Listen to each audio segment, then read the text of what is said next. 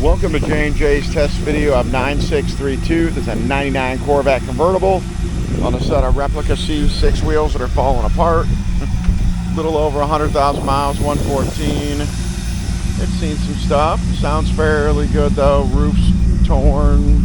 It's got like a key job to it, but it runs all right.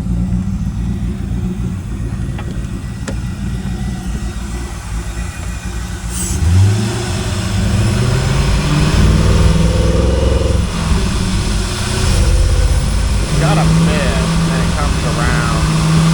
I think the math isn't all the way reading right. The manual car, we'll drive it around back, show you what we got.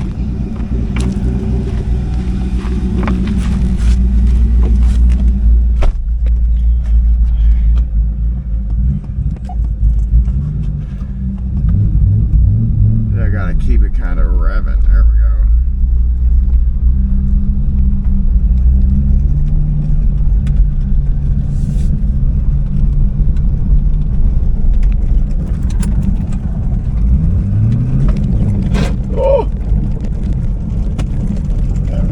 Super tight shifter on this thing.